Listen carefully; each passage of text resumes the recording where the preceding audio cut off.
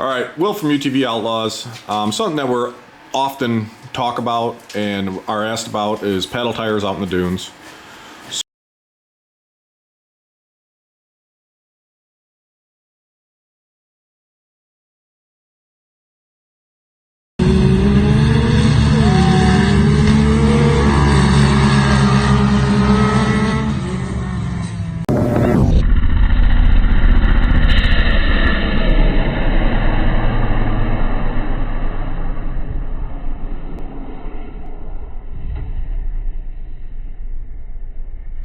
Today we're going to go ahead and weigh some of our factory tires.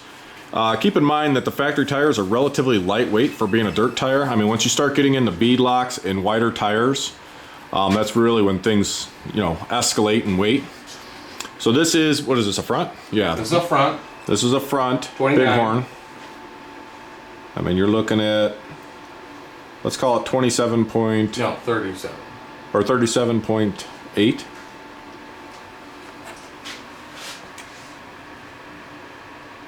Yeah, 37.8 seems fair. It keeps moving around just a little bit. It's all right. So we're going to jot all this stuff down on our list here, and we're just going to show you guys, exactly what you're looking at saving weight-wise. Now, something to keep in mind, too, is these Scat Tracks that I got on my machine. I run 14 paddle in the rear. I also have the wheel that's inside there is a 14x7, and I did a narrower wheel because it's obviously going to be lighter. So, I went with a 30-inch tire. I think on an RZR two-seater, I think a 30-inch tire works good. See what this one's at.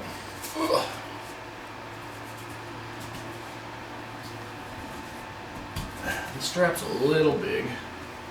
Wow. Let's go ahead and say 26.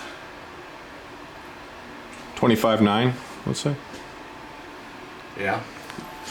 So we'll go ahead and jot that down on here. So on a two-seater X3, I kind of feel like 32 or 30, either one works good. So I don't see a problem with running 32s on an X3, but on an RZR two-seater, I feel like 30s are, more than enough. Now when it comes to four-seaters, I think pretty much all four-seaters look better with a 32-inch tire. And I think you need the clearance for when cresting hills and stuff like that. So I think it's a good idea. As far as tires, I like Scat Tracks, but if I was, say, probably over 250 or 300 horsepower to the rear tires, I really like Sand Tires Unlimited. I think Sand Tires Unlimited makes a good tire anyways, even if you are a little lower on horsepower. But I just like Scats. They're a little bit lighter. You don't have to do as much modifying to the tires. You've been running them on a quad for 20 years. Yeah, I got them right up there in the corner, so those are probably 20-year-old Scat Tracks I got up there that I used to run on my quad, so we'll go ahead and get this weight. Go ahead. Let's see what we got here.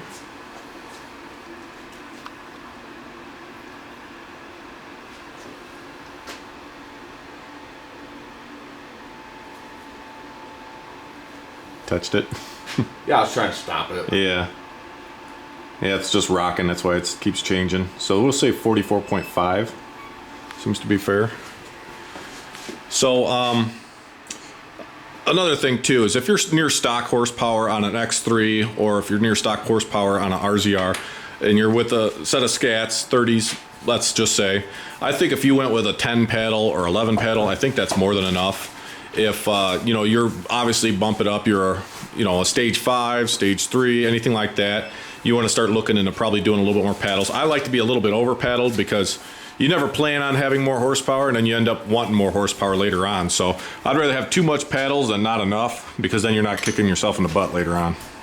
We also have this paddle with no rim. We can see what just a Scat rear with no... Yeah, with no rim. We could get a weight on that too. So we're right on 31. And that's for the rear Scat, so. Yeah, so we'll just say 31 on that. So, like I said, this is on my big turbo kit from Evo. So, I went with the staggered. I think the staggered helps for getting out of the hole a little bit. That first initial burst, the first 10 or 15 feet, just helps dig in a little bit better and get you going. Another thing too, I guess I could go over the buffs seemed like when you're like carving corners and stuff like that, the buffs have a tendency to push just a little bit more. Where the, you know, if you have some kind of mohawk on the front, obviously it wouldn't push as much. So I guess that's the other thing too.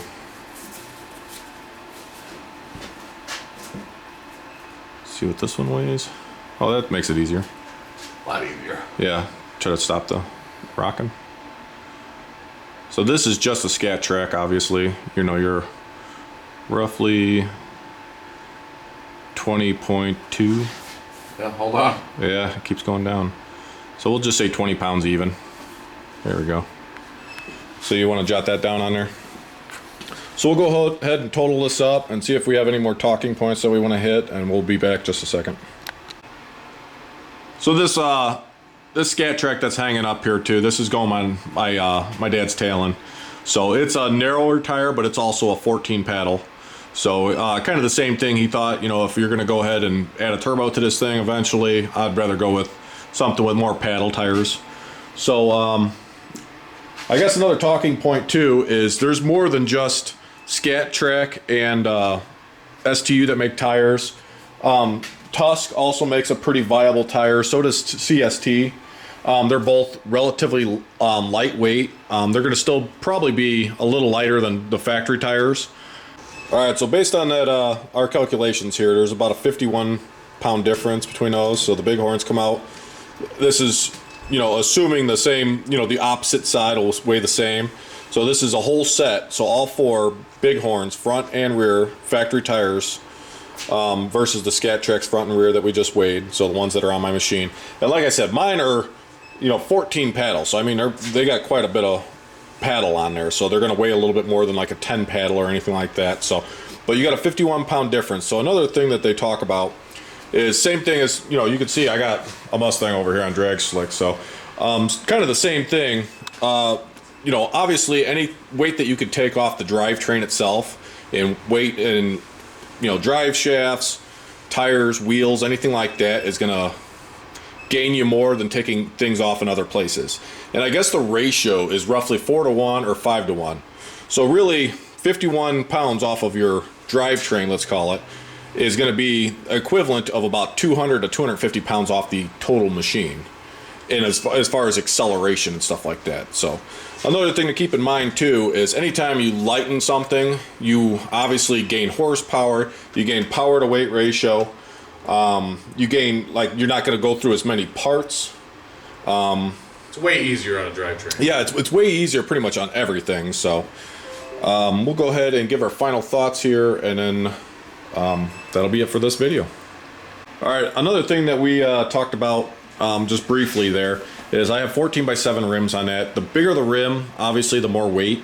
Also doing bead locks adds a couple 2-3 pounds to each rim, so you're kind of defeating the purpose if you're trying to get it lightweight and you put a heavy bead lock rim on there. I mean, you're defeating the purpose of buying a lightweight tire. So yeah, I went with a 14x7. It makes the tire a little bit narrower, but it's a 30x13 tire, so it still has a pretty good footprint. Something else that you could do too with trying to get the footprint a little bit bigger is you could lower the tire pressure. So that's another way to do it. Scat Track I know recommends that you run a decent amount of air pressure in them, but I tend to find right around 9 it still feels pretty easy and I get the best acceleration. I think it's still pretty stable at that point. Yeah, and if you're jumping you want to go a little bit higher than that. Just running your machine down the drag strip, if you have too low a tire pressure, I mean it's already all over the place. Yeah. If you have too low a tire pressure, it gets kind of crazy. So by just having just amount of air pressure to where it gets good grip, takes off good, and still feels stable enough to where you have good control of the machine ripping down through there. It's not like ripping my 4-seater. My 4-seater got a tune and a charge tube and a couple other things. That's about it. But when you're pushing power, you want to feel comfortable going down through there. I mean, yeah, and anything below 9 makes you feel a little uneasy. It'll start rocking if it's too low. Yeah. And I've lowered my tire pressure in the 4-seater. But then, you know, I go jump and I find a nice jump, I got to stop and air up the tires, you know, just so I feel like I'm not too bouncy. Correct. You know, too squishy. And another thing that we were talking about too is molded tires versus stock tires. So a lot of these companies are just selling cheaper paddle tires that are molded. To be honest with you, I would rather run the stock set of tires. I think they offer pretty decent traction in the sand. You just lower them down a little bit. And a lot of these molded tires that are out there significantly weigh more than the stock tires even. So that's another thing to keep in mind too. So the bighorns really do grip good. You just air them down 7-8 pounds and go. I mean, they, especially like the drag strip at Silver Lake, a lot of the times it's like heavy wet sand. Yeah, it's not wet sand. Water, but it's heavy wet sand. You get awesome grip. And people with bighorns tend to do really well out there, but they'll notice a big difference when you put a good set of paddles on there as well. But you don't have to have sand tires, at least for Silver Lake. yeah, you don't have to have the sand tires if you're going to go with a molded. I would rather run the stockers. I think if you go to, Glamis or something like that, you need a set of paddle tires regardless. I don't know how bighorns would do out there. Obviously, we have not been out there. We would like to make it out there, hopefully in the coming months. So there's another thing too, is the super lightweight rims. There's some rims out there, very light. I mean, you're talking probably 9 pounds a piece. I see a lot of people that are breaking them. So I think a lot of the real super lightweight rims, you can see what I got on there. I got some normal, I believe they're Douglas wheels. They are. So I got some kind of normalish rims that I knew that were relatively lightweight, but I didn't want to go with the ones that were too lightweight because I don't think they're made for any jumping or general duning. I think they're more just for just the drag strip, and that's it. You go too hard on them, and I see a lot of them breaking, cracking apart, stuff like that. So Make sure you guys, stick around. We got a lot more videos coming. Hopefully, some crazy content. Like, share, subscribe. That's the easiest way to support us. Thanks for being here on this journey. We'll see you next time.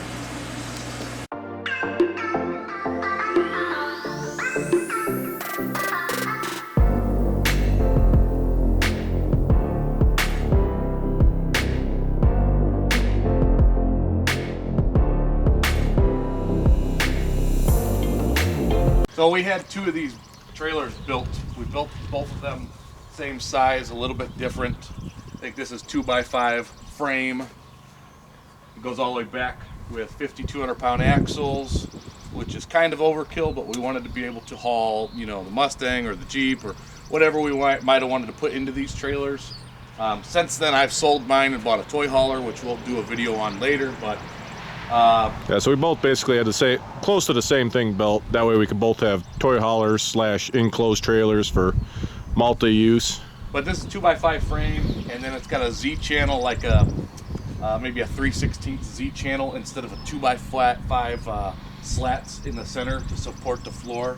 If you want to walk around and check it out, we did the, I don't know, I think they're 8 or 10 ply tires with the aluminum rims, 5,200-pound axles.